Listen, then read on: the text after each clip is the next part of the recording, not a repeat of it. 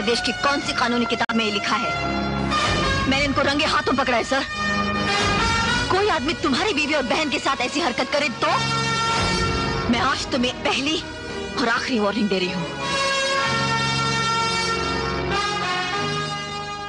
नमस्कार, prime debate में आप सभी का बहुत बहुत स्वागत है। मैं ब्रजेश मिश्रा हूँ। प्राइम डिबेट में आज हम एक बहुत ही महत्वपूर्ण मुद्दे की चर्चा करने जा रहे हैं, निजता के अधिकार की।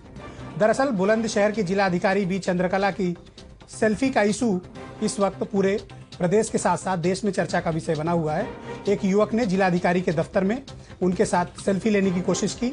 मना करने के बाद जब वो युवक नहीं माना और बाहर जाकर हंगामा करने लगा और फोटो भी डिलीट नहीं की तो उसे शांति भंग की आशंका में जेल भेज दिया गया। इस मुद्दे को लेकर अब पूरे देश में ये बात छिड़ गई है कि किसी के साथ बिना उसकी अनुमति के सेल्फी लेना क्या जायज है, ये कितना बड़ा अपराध है और ऐसे लोगों के खिलाफ किस तरह से कार्रवाई की जानी चाहिए। हर महिला की अपनी गरिमा होती है, सम्मान होता है। वो जिलाधिकारी भले हों लेकिन उनके साथ साथ वो एक औरत भी हैं, तो ऐसे में उनकी अपनी निजता का अधिकार भी उतना ही उसके दफ्तर में जाकर सेल्फी लेने का प्रयास करे और मना करने के बाद हंगामा करे। दरअसल इसको जिलाधिकारी की दयालुता भी कही जाएगी कि उसने कड़ी कार्रवाई नहीं की, कड़ी धाराओं में मुकदमा ने दर्ज नहीं कराया, बल्कि सिर्फ शांति भंग की आशंका का ही मामला दर्ज कराया। पूरा बुलंदशहर जिलाधिकारी के पक्ष में खड़ा है। कैंडल मार्च वहां की महिलाओं ने निकाला और उन लोगों की मजम्मत की जिन्होंने इस पूरी घटना को ग्लोरीफाइड करके आरोपी युवक के पक्ष में माहौल बनाने का प्रयास भी किया। निजता के अधिकार का उल्लंघन है, इस पर खुली बहस होनी चाहिए कि क्या किसी की अनुमति के बिना सेल्फी लेना ठीक बात है। और लोग अगर भूले नहीं हैं तो राजपथ पर योगा दिवस के दिन प्रधानमंत्री नरेंद्र मोदी के साथ भी एक महिला ने सेल्फी लेने का प्रयास किया था तो मोदी ने उसे रोक दिया था।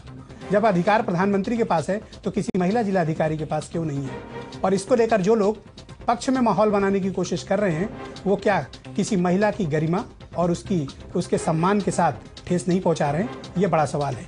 तो इसी विषय पर खास चर्चा के लिए मैंने आज 4 बहुत ही खास महत्वपूर्ण मेहमानों को स्टूडियो में आमंत्रित, जिसमें उत्तर प्रदेश पुलिस में डीजी सुतापा सान्याल मेरे साथ स्टूडियो में मौजूद हैं। महिला प्रकोष्ठ की उत्तर प्रदेश पुलिस में इंचार्ज भी हैं और बहुत ही जाने मानी पुलिस अधिकारी हैं उत्तर प्रदेश की और सबसे वरिष्ठ महिला आईपीएस अधिकारी हैं उत्तर प्रदेश पुलिस में। इलाहाबाद हाईकोर्ट की बहुत जानी मानी वकील रंजना अग्निहोत्री मेरे साथ इस विषय पर बातचीत करने के लिए स्टूडियो में मौजूद हैं। उत्तर प्रदेश में समाजवादी पार्टी की नेता और उत्तर प्रदेश सरकार में मंत्री जूही सिंह मेरे साथ मौजूद हैं। महिला अधिकारों की लड़ाई में जूही सिंह का बड़ा नाम है। और उत्तर प्रदेश में मान्यता प्राप्त पत्रकार संघ के अध्यक्ष हेमंत तिवारी मेरे साथ मौजूद हैं कि मीडिया का एक वर्ग किस तरह से, और जवाब भी देंगे कि क्यों इस मामले को ग्लोरीफाइड करने की कोशिश कुछ लोगों ने की। बहुत बहुत स्वागत है सुतापा सान्याल जी। सबसे पहले तो मैं आपसे ही जानना चाहूंगा कि बुलंदशहर का ये जो कुछ मामला है, किसी महिला की अपनी गरिमा, उसकी अपनी निजी स्वतंत्रता और उसके अपने अधिकार के प्रति कितनी बड़ी चोट है? महिला की तो बात आप अलग रखिए। किसी को भी किसी के साथ अगर उसके कंसेंट के बिना जी फोटो ली जाए, सेल्फी ली जाए, तो वो अपने आप में एक प्रश्न चिन्ह होता है। बिकॉज राइट टू प्राइवेसी चाहे अभी तक लीगल जो पटल है उस पर ना आया हो, लेकिन ये मानी हुई बात है कि हर इंसान को अपनी एक प्राइवेसी होती है और उसका हनन करना और इस तरह से जो इंसिडेंट हम लोग के सामने आया है वो डेफिनेटली इट इज एक हनन की स्थिति तो है ही है। उसके कंसेंट के बिना अगर उसके साथ सेल्फी ली गई है तो आई मीन ऐसे लोगों के खिलाफ किस तरह से कार्रवाई होनी चाहिए? देखिए, कुछ तो ये एक अवेयरनेस फैलाने की भी बात है, क्योंकि कुछ लोगों को वो समझ ही नहीं होती है कि किसी की प्राइवेसी, हाँ, वो क्या कर रहे हैं और कहाँ किस हद तक जा सकते हैं। तो एक तो इन चीजों के प्रति अवेयरनेस इसलिए भी बढ़ानी जरूरी है क्योंकि ये सारी चीजें हमारे समाज में नहीं है। ये सब पहले होती नहीं थी। सेल्फी लेना या मतलब इतना आपका जैसे इंटरनेट का यूसेज, तो हर नई चीज के साथ कुछ ना कुछ उसके मेरिट डिमेरिट्स आते हैं। तो इन विषयों पे जरूर चर्चा होनी चाहिए कि भाई एक इंसान है, एक ह्यूमन बीइंग है, उसकी अपनी राइट टू प्राइवेसी है और कहाँ तक, मतलब जिसको कहते हैं ना दिस फार और इसके बियॉन्ड नहीं। जी, ये एक बाउंड्री हम लोग सबको स्वतः तय करनी चाहिए और समाज में भी इस विषय पे चर्चा होनी चाहिए कि भाई ये बाउंड्री कहाँ तक होनी चाहिए। ओके, रंजना अग्निहोत्री जी, महिला आयोग का कहना है, राज्य महिला आयोग का, कि जिलाधिकारी ने जो एक्शन लिया सही लिया, सीमा पार जब कोई करेगा तो उसके खिलाफ इस तरह की कार्रवाई का हक बनता है। लेकिन इसमें कानून क्या कहता है? संविधान में देखिए ऑनवर्ड्स आर्टिकल 21 अगर आप चलेंगे तो राइट टू प्राइवेसी आपको दिया हुआ है कि आपको अपनी निजता को मेंटेन रखने का पूरा अधिकार है। ये आपका संवैधानिक अधिकार है और ये एक तरीके से बिना इच्छा के सेल्फी लेना ये जो है निजता पर एक तरीके से असॉल्ट है, यानी कि फिजिकल प्राइवेसी के ऊपर असॉल्ट किया जा सकता है। और इसी में वायलेशन ऑफ फिजिकल प्राइवेसी के लिए एक बिल पेंडिंग है 2013 से, अभी तक किन कारणों से पास नहीं। देखिए अभी आजकल क्या हो रहा है, विज्ञान ने जितनी प्रगति की है उतनी ही उसकी मेरिट्स हैं और डिमेरिट्स भी हैं। अभी साइबर क्राइम्स बढ़ रहे हैं। अगर मान लीजिए कोई बिना इच्छा के या इच्छा के लोग सेल्फी ले लेते हैं तो कहाँ फोटो कट पेस्ट करके उसका क्या दुरुपयोग किया जाए, ये तो बहुत सोचने की बात है। और महिलाओं की फोटो का दुरुपयोग किया जाए, ब्लैकमेलिंग की जाए और महिला अधिकारी की फोटो, और आजकल आतंकवाद देख रहे हैं चारों तरफ इतना बढ़ रहा है, उसको कहां पर लगाया जाए वो हम लोग सोच ही नहीं सकते। इसलिए ये जरूर स्टॉप होना चाहिए और इसको कंडम किया जाए और इसमें जागरूकता फैलाई जाए। जैसे कि सुतापा जी ने कहा है, वो पूरी तरीके से अवेयरनेस फैलाई जाए जिससे कि लोगों में जागरूकता भी हो और लोग अपने अधिकारों को जाने भी कि हमारी निजता पर हनन नहीं होना चाहिए, असॉल्ट नहीं होना चाहिए। जूही सिंह जी, क्या किसी महिला के साथ इस तरह का व्यवहार होना चाहिए जो कुछ चंद्रकला के साथ हुआ बुलंदशहर में, और कुछ लोगों ने उसको जायज ठहराने की भी कोशिश की, तो क्या किसी महिला के सम्मान को टेकन फॉर ग्रांटेड लिया जा रहा है सोसाइटी में?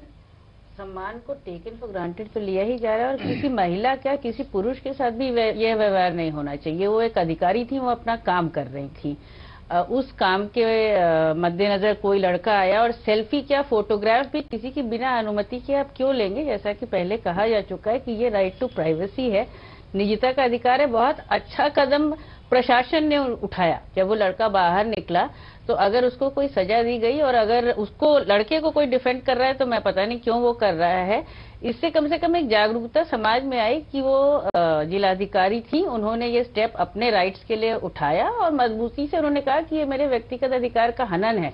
तो हम लोग जिस क्षेत्र में जाते हैं, बहुत सारी महिलाओं को ये भी नहीं पता होता है कि ये उनका अधिकार है कि कोई मेरी फोटो नहीं ले सकता है मेरी अनुमति के बिना। एक वर्ग विशेष बड़ा रोना धोना मचाया है कि साहब बड़ी ज्यादती हो गई उस लड़के के साथ।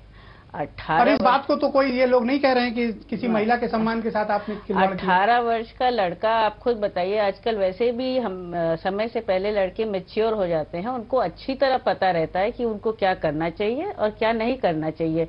और कॉन्स्टिट्यूशन ही नहीं, सांस्कारिक रूप से राइट टू प्राइवेसी इंडिया में सब लोग जानते हैं। तो अगर वो गया और सेल्फी लेना एक व्यक्तिगत स्पेस में भी हनन है। इट इज नॉट लाइक कि आप सामने से फोटोग्राफ ले रहे हैं या अनअवेयर फोटोग्राफ ले रहे हैं। अगर जिलाधिकारी ने आपको मना किया और फिर भी आप नहीं मान रहे हैं तो कहीं ना कहीं तो आप उनके कार्यक्षेत्र में भी उल्लंघन कर रहे हैं, एक अधिकारी की बात नहीं मान रहे हैं। इसको लोग किस तरह डिफेंड कर रहे हैं और इसका जस्टिफिकेशन भी बहुत अजीब सा आ रहा है कि अगर किसी महिला का भी कोई फेसबुक पेज चल रहा है तो इससे किसी और को क्या आपत्ति है? How does it justify? इस तरह का एक्शन कहीं भी किसी तरह से जायज नहीं ठहराया जा सकता। ओके, हेमंत तिवारी, ये बात क्या मीडिया तय करेगी कि कौन अधिकारी किसके साथ सेल्फी खिंचा ले, कोई किसी के प्रति अपराध कर दे तो ये तो युवक का शौक है, इसको साफ माफ कर दिया जाना चाहिए? मीडिया किसी के व्यक्तिगत अधिकार क्षेत्र में और खासतौर पर जहां निजता का मामला है, मीडिया इसको क्यों इस तरह से प्रेजेंट करता है कि साहब उस युवक को तो माफ कर दिया जाना चाहिए, उसने कोई गलती नहीं की? हाँ, देखिए, इस दुर्भाग्य है इस जमहूरियत का कि समाज के और वर्गों की तरह मीडिया पर भी कोई नियंत्रण नहीं है, न कोई नैतिकता की सीमा बंधी हुई है। हम सब लगातार इसको देख रहे हैं, बहुत विषयों में देख रहे हैं। व्यक्तिगत मामलों में एडवाइस करने वाला मीडिया कौन होता है? मैं तो चलिए जानना चाहता हूं। उसी विषय पर रहा हूँ। ये अलग बात है कि यूरोप के कंट्रीज में जो वेस्टर्न मीडिया होती है लोगों के बाथरूम तक घुस जाती है, बेडरूम तक घुस जाती है, लेकिन भारतीय परिवेश में, भारतीय संस्कारों में, भारतीय समाज में हम उसकी कॉपी नहीं कर सकते, उसकी नकल नहीं कर सकते। इस पूरे प्रकरण में मीडिया के एक सेक्शन की जो भूमिका रही है मैं उसको नाजायज मानता हूं। और मैं तो कहता हूं कि जब समाज में महिलाओं के प्रति जागरूकता कितनी बातें हो रही, कानून सख्त हो रहा है, जुडिशरी की पूरी निगाह है, सरकारें उस पर उनका मेजर थ्रस्ट है, तो ऐसे में मीडिया को भी चाहिए कि ऐसे इश्यूज को अनावश्यक रूप से न उछालें और इसको मुद्दा न बनाएं। हालांकि आप देखिए, जहां तक बी चंद्रकला की बात है, मैं समझता हूं कि अकेली कलेक्टर पूरे उत्तर प्रदेश में है जो अपने काम के नाते, अपने डेयरिंग स्टेप्स के नाते, अपने नए प्रयोगों के नाते मीडिया में बड़ी सुर्खियों में रही है, मीडिया में भी रही है और सोशल मीडिया में भी रही है। तो एक ग्लैमर तो निश्चित रूप से उस अफसर का अलग से है उत्तर प्रदेश में, चाहे मथुरा में कलेक्टर रही हो, चाहे अभी हम यहाँ देख रहे हैं बुलंदशहर में कई काम ऐसे किए हैं जो पूरे देश विदेश में चर्चा का विषय बने। तो एक हो सकता है कोई अट्रैक्शन रहा उस चक्कर में वो लड़का वहां गया हो, लेकिन हमें कह रहे हैं कि मेरी माँ बहन या कोई व्यक्ति, कोई महिला अगर कहीं हो, कोई आकर एकदम से उसके बगल में खड़ा हो जाए और सेल्फी लेने लगे। एक बात आपने जिक्र किया, नरेंद्र मोदी के साथ एक महिला ने सेल्फी लेने की कोशिश की, उन्होंने मना कर दिया। अभी एक हफ्ते पहले दीपदान के कार्यक्रम में अखिलेश यादव भी गए तो कुछ लड़कियों ने कहा सेल्फी ले लें, उन्होंने मना कर दिया। तो इस सेल्फी का रोग मेरे ख्याल में सोशल मीडिया में इस कदर छा गया है, जिसको रोकने का उपाय शायद मीडिया इसमें उपाय बताए, बजाय इसके कि इस घटना में मीडिया का एक वर्ग है, आप ही का एक वर्ग है जो इसको जस्टिफाई कर रहा है और ये कहने की कोशिश कर रहा है कि युवक का शौक था उसको पूरा कर लेने देना चाहिए। मैंने देखा तो जो लोग इस तरह की वकालत करते हैं, क्या वो अपनी माँ बहन के साथ ऐसा होने देंगे? क्या अगर उनके परिवार के साथ ऐसा होता तब भी उनका यही स्टेटमेंट होता? बहुत बड़ा सवाल है, बहुत बड़ा सवाल है, अत्यंत सामयिक है। मुझे बड़ी चिंता है मीडिया के इस तरीके की भूमिका की। और अगर एक चलिए छोटे मोटे अखबार जिनको कहते हैं कि उन पर नियंत्रण नहीं रहता, इनमें इनकी कोई नीति नहीं होती है, लेकिन जब तथाकथित बड़े सर्कुलेशन वाले बड़े अखबार, बड़े मीडिया हाउसेज इस तरह हरकत करते हैं। आज कई महिलाओं ने भी मुझे टेलीफोन किया, कई के SMS, ईमेल और ट्विटर और फेसबुक पर भी कमेंट्स हैं कि मीडिया का एक वर्ग है जो महिला विरोधी है। अब इसको तो एकदम से नहीं माना जा सकता, लेकिन ये लोगों ने क्वेश्चंस महिलाओं ने उठाए हैं, सवाल जरूर उठेगा। देखिए, आप पत्रकार संघ के अध्यक्ष हैं तो जवाब आपसे बनता है। पर निश्चित रूप से समाज के प्रति हमारा सकारात्मक दायित्व की अपेक्षा हमसे होती है। और अगर हम विषय को प्रमोट करेंगे, गलत इश्यू को इंकरेज करेंगे, हम समाज में जाते हैं, हम समाज के सामने हमारा इम्तहान होता है, हम उनके सामने लिखते हैं, दिखाते हैं। यहाँ मेरे ख्याल में जिन मीडिया पब्लिकेशंस ने, जिन मीडिया हाउसेज ने, जिन्होंने इसको ग्लोरीफाई किया है, ये बड़ा गलत किया है। क्या सेल्फी को लेकर इस देश में नए कानून बनाने की जरूरत है ताकि हम महिलाओं की, जो अपने देश की महिलाएं हैं, उनकी निजता और उनके अपने अधिकार क्षेत्र को ज्यादा व्यवस्थित तरीके से उसको बना सकें? केवल सेल्फी को ही नहीं लेकिन हाँ, सोशल मीडिया से संबंधित, क्योंकि ये एक सोशल मीडिया का भी पार्ट होता है। बिकॉज सेल्फी लेने के बाद फिर वो फौरन फेसबुक या ट्विटर पे जाएगा या व्हाट्सएप पे करेगा। एग्जैक्टली। और सबको दिखाता घूमेगा कि मेरे पास ये तस्वीर है। एग्जैक्टली। और फिर इससे भी बड़ी बात ये है कि she may be a public figure, लेकिन अगर उसका कंसेंट नहीं था उस मैटर पे और वो मना कर रही थी, तो उस लड़के को उस बात को मान लेनी चाहिए थी। तो कुछ लोग ये कह रहे हैं कि साहब उसको जेल नहीं भेजा जाना चाहिए। अगर वो बाहर हंगामा कर रहा है, फोटो डिलीट नहीं कर रहा है, तो ऐसे में चंद्रकला के पास विकल्प क्या थे? देखिए, सोशल रिस्पॉन्सिबिलिटी भी नाम की एक चीज होती है, and if he is an adult he should also have understood his social responsibility, उसकी क्या है खुद की। तो आई थिंक इसमें कोई मतलब आई डोंट क्वेश्चन जो भी किया है वहां के डीएम ने। I think it is the proper step. क्या करती वो? और प्रश्न ये है कि उसके पास और विकल्प क्या था जब वो मना कर रही है। वो बार बार इंसिस्ट करके उस चीज को कर रहा है। अब उससे बोला भी गया कि आप डिलीट करो, वो भी नहीं कर रहा है। अब उसका कैसे वो यूज करेगा? तो उस पर रोक लगाने के लिए आई थिंक उसके पास यही उस समय विकल्प रहा होगा। रंजना अग्निहोत्री जी, ऐसे में जिलाधिकारी के पास विकल्प क्या था? क्योंकि कुछ लोग कह रहे हैं कि साहब बड़ी ज्यादती हो गई। देखिए, कई बातें हैं। जिलाधिकारी सरकारी ऑफिसर होने के नाते जो सेल्फी ली और उस समय जो डिस्टर्बेंस हुआ, वो सरकारी कामकाज में व्यवधान की है।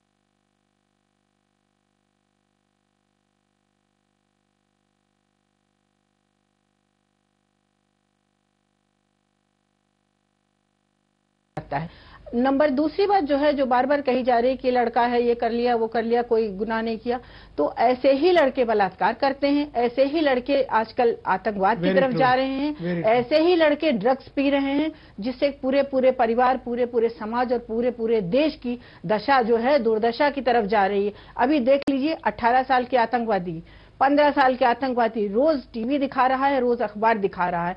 तो ये कह देना कि लड़के का शौक था, तो लड़के का शौक ये भी है कि मैं जो हूँ इजराइल चला जाऊं और ISIS से मिल जाऊं, ये भी लड़के का शौक है। तो यहाँ पर अगर ये छोटे छोटे शौकों के ऊपर हमको रोकथाम नहीं करेंगे तो हमें इसके परिणाम जो हैं, दूरगामी परिणाम बहुत गंभीर होंगे। एक वर्ग है जो इस मामले को दूसरी तरह ग्लोरीफाइड कर रहा है।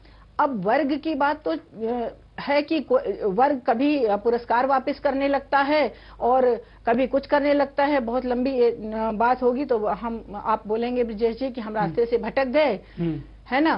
तो इसी पर हम अगर अपने को केंद्रित करें तो यहीं से सोशल क्राइम और यहीं से मीडिया का ये जो क्या कहते हैं क्राइम, यहीं से शुरुआत होती है। ये फोटो ISIS में भी जा सकती है, ये फोटो किसी आतंकवादी संगठन में भी जा सकती है और हमारी अधिकारी निशाना भी बन सकती है। उस फोटो का मिसयूज भी हो सकता है और उस फोटो के जरिए ब्लैकमेलिंग भी हो सकती है, बहुत सारी चीजें हो सकती हैं और वो सारी चीजें जो हैं पिनल कैटेगरी में आती हैं। और वायलेशन ऑफ फिजिकल प्राइवेसी, ये जो बिल है, अगर ये बिल पास हो जाए तो यहाँ पर समस्या का 75% निदान हो सकता है और इसमें जागरूकता बहुत आवश्यक है। ओके, जूही सिंह जी, कौन किसके साथ फोटो खिंचाए, कौन किसको फोटो ना खिंचाए, क्या ये हमारे देश में बहस का विषय है? और खासतौर पर अगर बात किसी महिला के सम्मान की है तो क्या इसको इस तरह से बहस का मुद्दा बनाया जाना चाहिए? क्या ये बात जस्टिफाइड की जानी चाहिए कि अरेस्टिंग गलत है? एक जिम्मेदार नागरिक को तो बिल्कुल नहीं बनाना चाहिए। हम ये जरूर सोच सकते हैं कोई अनपढ़ हो या किसी को जागरूकता ना हो, ना पता हो, वो भले इस बात पे बोल दे। हम लोग सब जिम्मेदार लोग हैं। एक डिस्ट्रिक्ट मजिस्ट्रेट के पास विकल्प क्या था? उनके सामने शांति व्यवस्था भंग हो रही थी।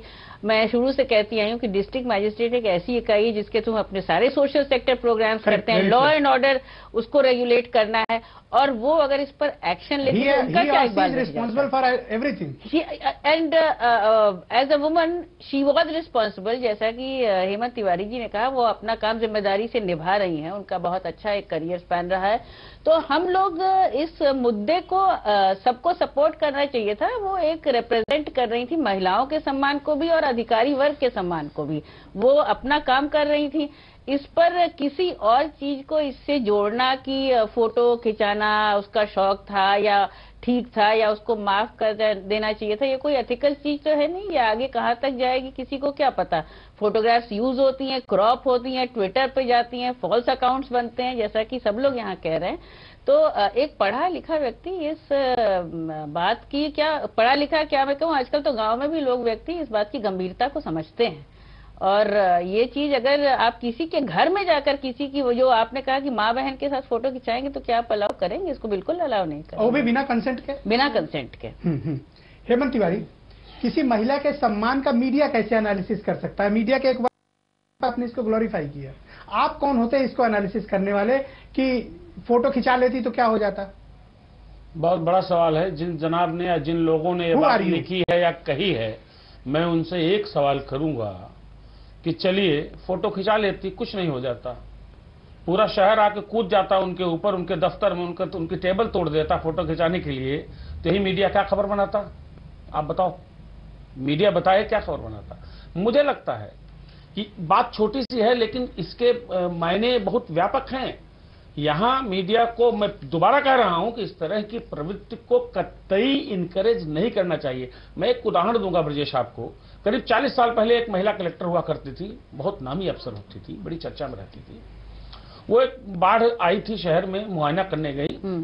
मुआयना करने गई, वहां किसी ने टॉन्ट कर दिया कुछ, क्योंकि पहले महिला अफसर बड़ा कम हुआ करती थी, टांट कर दिया। वो ऐसी कि उन्होंने उस आदमी को ही उठवा लिया और कम से कम उसको 100 लाठियां पड़ी होंगी, वो जेल चला गया, उसमें NSA लग गया। तो बी चंद्रकला ने कम से कम इतना शराफत तो दिखाई कि नया लड़का था, उस तरह का बिहेव नहीं किया। 40 साल पुरानी बात बता रहा हूं। और वो महिला अफसर इस प्रदेश में सर्वोच्च पद पर पहुंच करके रिटायर हुई। क्या मीडिया की भी भूमिका ऐसे मामलों में तय होनी चाहिए कि आप किसी को अपराध करने के लिए उकसा रहे हैं, आप कहते हैं कि उसने फोटो खिंचा ली तो क्या गलत हो गया, इसका मतलब आप दूसरों को उकसा रहे हैं कि वो भी जाएं और ऐसा करें दूसरी महिलाओं के साथ? यही तो कह रहा हूं, यही दुर्भाग्य है। मैं कह रहा हूं, मैं किसी अखबार का ये तो अपराध को बढ़ावा देने की शैली हुई। अरे साहब, मैं एक बात कह रहा हूं, मैं किसी अखबार का संपादक हूं, मैं कुछ भी लिख रहा हूं, कोई व्यक्ति आए सामने से आए कहे कि मेरे घर में कोई महिलाएं, उनके साथ वो सेल्फी लेना चाहता है, हम क्या करेंगे उस वक्त? हम क्या लिखेंगे? हम क्या कहेंगे? हम निजवत तौर पे क्या महसूस करेंगे एक व्यक्ति के नाते? हमारे घर की महिला अपने निजीत्व के नाते, जो उसका स्त्रीत्व है उसके नाते क्या महसूस करेगी, और फिर संपादक जी क्या लिखेंगे, पत्रकार जी क्या लिखेंगे। मैं पुनश्च इस बात को दोहरा रहा हूं कि मीडिया को ऐसे विषयों में जो सामाजिक सरोकारों से जुड़े हुए हैं थोड़ा संवेदनशील होना चाहिए, बजाय इसके कि उसको मसाला लगा करके एक वर्ग को खड़ा करके एक रीडरशिप या व्यूअरशिप तैयार करने के लिए इस तरह की चीजों को प्रमोट करिए। ऐसे मामलों में मीडिया की भूमिका क्या होनी चाहिए, पहला सवाल। और दूसरा इसी में सवाल जुड़ा हुआ है कि कोई भी इस तरह का युग चला हो, कोई भी ऐसे लोग हों, इनके जो शौक हैं क्या ये महिलाओं की अस्मिता पर भारी पड़ रहे हैं? ब्रिजेश जी, सबसे पहले तो हमें ये समझ में नहीं आ रहा है कि इसमें डिबेट का स्कोप ही कहाँ है। नहीं, एक वर्ग कर रहा है ना मीडिया का, इसीलिए तो मैंने यही हम कहना चाह रहे हैं कि इसमें तो इट इज यूनिवर्सली अंडरस्टूड कि किसी की अगर प्राइवेसी है उसमें आप जबरदस्ती उसका हनन कर रहे हैं, असॉल्ट कर रहे हैं, तो इट इज एब्सोल्युटली रॉन्ग। अब उसको, आपकी रही बात जो सेकंड क्वेश्चन आप पूछ रहे हैं, तो जो हमने बात बताई कि इस पे तो डिबेट कोई है ही नहीं, ये सरासर गलत कदम था। इसलिए अगर उस गलत कदम को कोई सही बता रहा है तो वो भी अपने आप में गलत ही है ना। करेक्ट है।